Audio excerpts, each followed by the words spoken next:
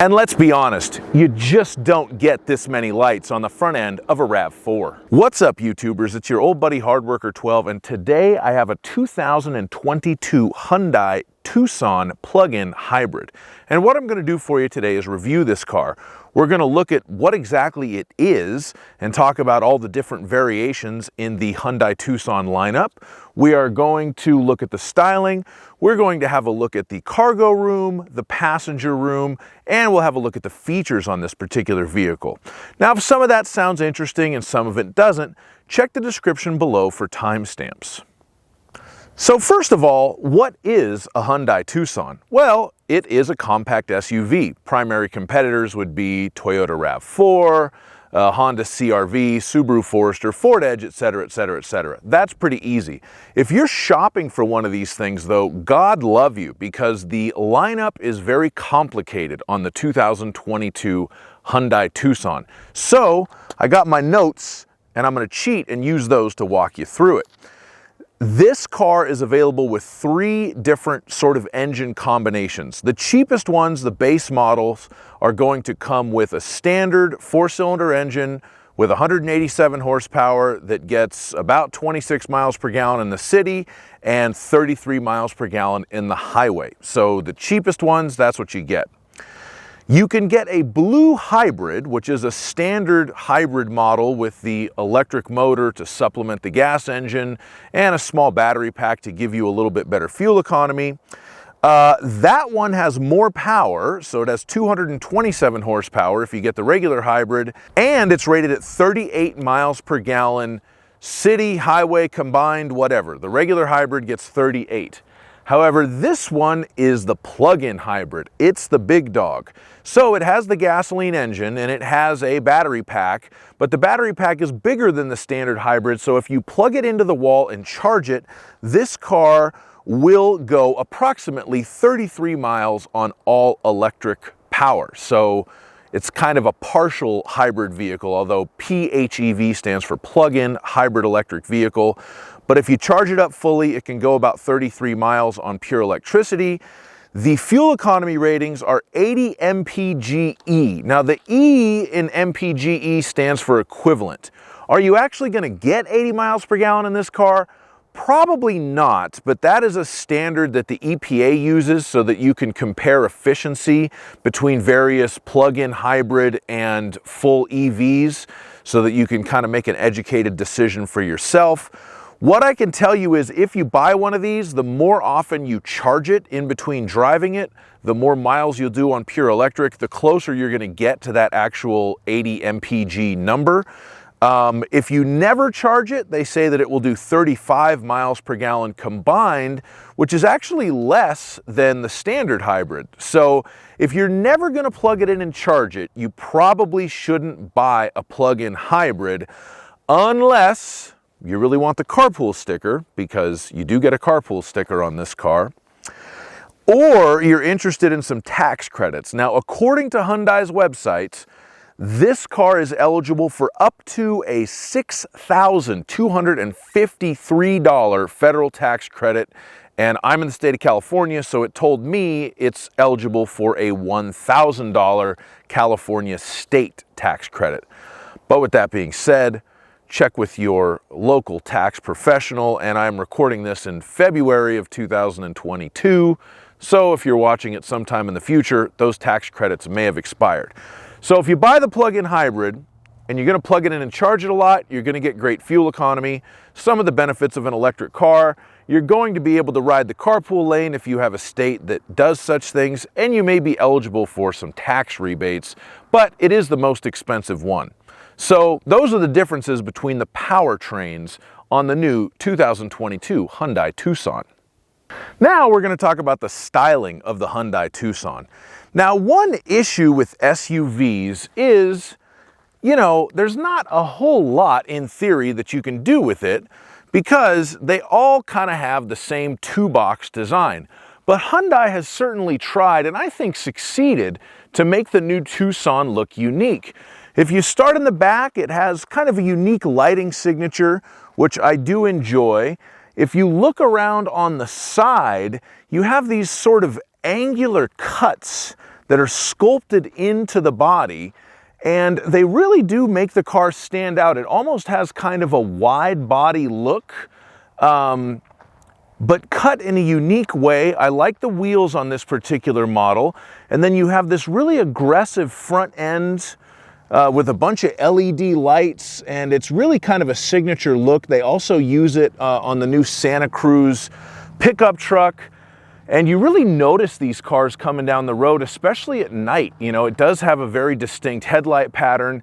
And in a world of cars that are seemingly becoming increasingly boring looking, especially along the SUV front, I really kind of respect what Hyundai has done with this particular car. It's not perfect, but they put some effort into it, and I like that. This particular one I rented off a Turo, and it's led a life already, but I like the way it looks. I think, you know, these SUVs have become so popular lately. If you're looking for one, but you want it to kind of look special, this might be a good choice for you. Because to me, it does look different and stand out from the crowd, which is what a lot of people want in their new cars.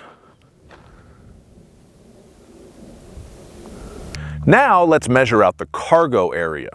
The length from the bottom of the back seat to the back of the cargo area with the seats up, 3 feet. The width of the cargo area at its widest point, 4 feet 2 inches. The width of the cargo area at its narrowest point in between the wheel wells, 3 feet 5 inches. The length of the cargo area when you have the second row seat folded down, 5 feet 8 inches. The height of the cargo area, 2 feet 8 inches. And if you need to lift something from the ground into the cargo area of the Hyundai Tucson, you are going to have to lift it 2 feet and 5 inches. One other thing to note in the cargo area of this plug-in hybrid is we do have some additional cargo space, kind of cargo cubby holes underneath the floorboards here. So Hyundai has their tire mobility kit, there's a first aid kit, this is the charger cable for the plug-in hybrid part of it. So you do have a little bit of extra cargo space down here to store little knickknacks like that. Now we'll have a look at the passenger space, and for this I like to use myself. I'm 6'5", so let's see if I can sit behind myself in a 2022 Hyundai Tucson.